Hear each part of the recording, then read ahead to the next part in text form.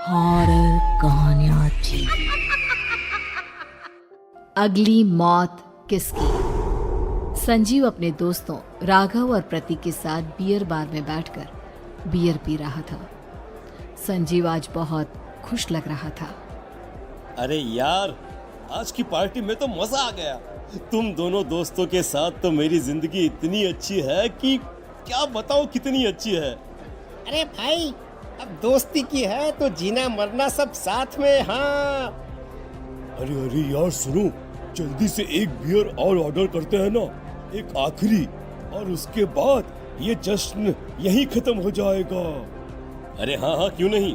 Waiter, जल्दी से 2 beer की बोतल लेकर आओ। आज मेरे दोस्तों को जश्न मनाना है, क्यों? इतने में वहां पर एक बहुत सुंदर लड़की छोटे छोटे कपड़े पहनकर हाथ में बियर की बोतल लेकर उसके पास आती है। ये लीजिए, आपने बियर ऑर्डर की थी ना, मैं लेकर आ गई। क्या बात है यार, इस बार की वेटर तो बड़ी सुंदर है।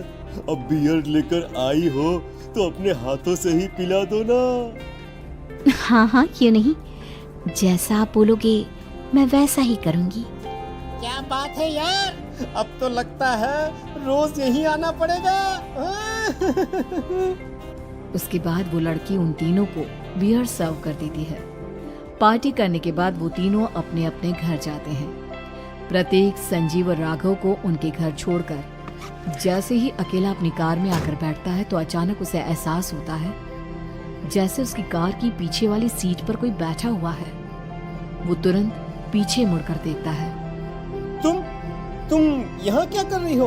और तुम मेरी कार में कब आई? अरे तुम तो बार में वेटर थी ना।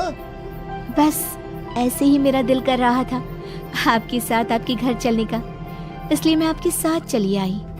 अरे लेकिन तुम मेरी कार में आई कब? अभी कुछ देर पहले तो यहाँ पर मेरे दोस्त बैठे हुए थे। प्रतीक के इतना बोलते ही उस लड़के का चेहरा खतरनाक तरीके से बदल जाता है। उसकी आंखें पत्थर की तरह सफेद और पूरे शरीर पर नीली नीली नसें उभर आती है। गाड़ी चलाओ, पूरी स्पीड में चलाओ, और अगर तुमने गाड़ी रोकने की कोशिश भी की तो मुझसे बुरा कोई नहीं होगा। डर की वजह से प्रतीक के पसीने छूटने लगते हैं। उसका शरीर बुरी तरह से कांप रहा था। प्रतीक बिना कुछ सोचे समझे कार को फुल स्पीड से चलाना शुरू करता है।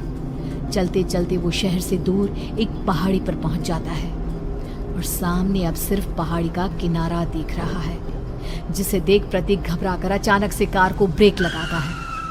देखो देखो देखो देखो, मुझे छोड़ दो मुझे। अगर मैंने गाड़ी जरा सी भी आगे बढ़ाई तो हम दोनों नीचे गिरकर मर जाएंगे। ये तो तुम्हें पहले सोचना चाहिए था ना। अब कुछ नहीं हो सकता।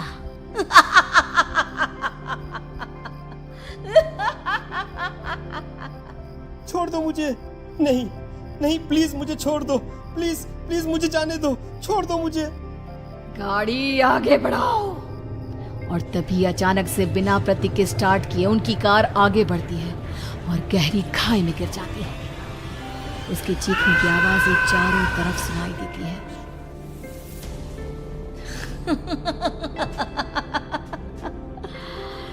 तुझे मारकर मेरे कलेजे में जल रही आग को थोड़ी शांति तो मिल गई, लेकिन अभी ये कहानी खत्म नहीं हुई।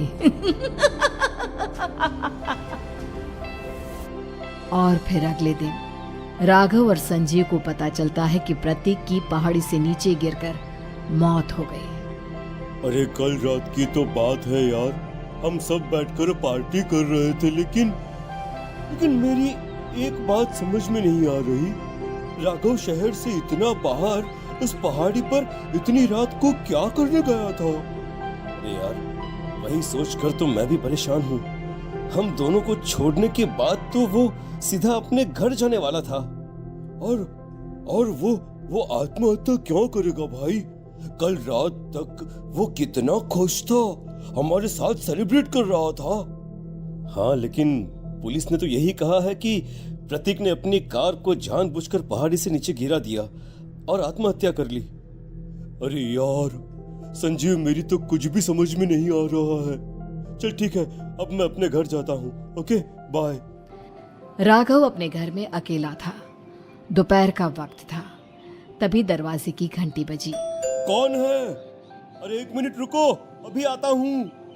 राघव ने जैसे ही दरवाजा खोला उसने देखा कि सामने एक बहुत खूबसूरत लड़की खड़ी हुई है। कौन है आप और यहाँ किससे मिलने आई हैं? देखिए ना, बाहर बारिश शुरू हो गई थी, मेरी गाड़ी खराब हो गई है। आपका घर नजर आया तो सोचा कुछ हेल्प ले लेती हूँ। क्यों नहीं, आइए ना, आइए आइए। मेरे कपड़े पूरे भीग चुके हैं, क्या आपके पास टॉवल मिलेगा प्लीज? राघव अपने बाथरूम से एक टॉवल लाकर उस लड़की को देता है। थैंक यू सो मच, अब मैं चलती हूँ। अरे इतनी क्या जल्दी है? आप चाहे तो बारिश रुकने तक यहाँ पर रुक सकती हैं। हाँ। लड़की ने पलटकर राघव की तरफ देखा। नहीं, मुझे जाना होगा, मेरा काम बाकी है। और वो वहां से चली गई। उस लड़की के जाने के बाद राघव अपने बाथरूम में नहाने के लिए गया और जैसे ही उसने बाथरूम में देखा तो उसका टॉवल वहीं पर लटका हुआ था। उसने टॉवल हाथ में लिया तो देखा कि उसका पूरा टॉवल खून के धब्बों से सना हुआ है। अरे अरे ये क्या? ये टॉवल तो मैंने उस लड़की को दे दिया था। ये वापस मेरे बाथरूम में कैसे आ गया? और इस पर ये खून के धब्बे कहाँ से आ गए? राघव ने आईने में देखा तो उसकी गर्दन पर एक बड़ा सा चाकू का कट लगा हुआ था जिससे खून बह रहा था, जिसे देख राघव के होश उड़ गए। हाँ, अरे ये क्या? मेरी गर्दन इतनी ज्यादा कटी हुई है और मुझे दर्द भी नहीं हो रहा है। ये क्या हो रहा है मेरे साथ? राघव घबराकर बाथरूम से बाहर आया और अपना मोबाइल उठाकर उसने संजीव को फोन लगाया। संजीव जल्दी से मेरे पास आ जाओ। मुझे लगता है कुछ बहुत बड़ी गड़बड़ है, जल्दी आ जाओ। उधर से आवाज आई, लेकिन वो आवाज संजीव की नहीं बल्कि एक लड़की की थी। कुछ अजीब नहीं हुआ है, बस तुम्हारी मौत तुमसे मिलने आई थी और तुम्हें मारकर चली गई। अब तुम इस दुनिया का हिस्सा नहीं हो राघव, इसलिए तुम्हें अपनी गर्दन के कटने का दर्द भी महसूस नहीं हो रहा। नहीं, ऐसा नहीं हो सकता, ऐसा नहीं हो सकता। कौन हो तुम? तुम्हारी मौत।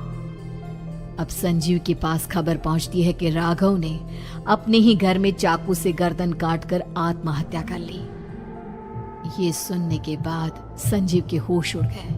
वो पसीने से तरबतर हो गया और एक अनजाना डर अब उसके दिल को सताने लगा। संजीव के साथ ही उसका एक छोटा भाई राजीव भी रहा करता था। अपने भाई को इस तरह परेशान देखकर राजीव उसके पास आया। अरे भैया, क्या हुआ भैया? आप इतने घबराए हुए क्यों लग रहे हैं? प्रतीक और राघव की मौत, मेरा मतलब मेरी कुछ समझ में नहीं आ रहा भाई। अचानक से मेरे दोनों दोस्तों ने आत्महत्या क्यों कर ली?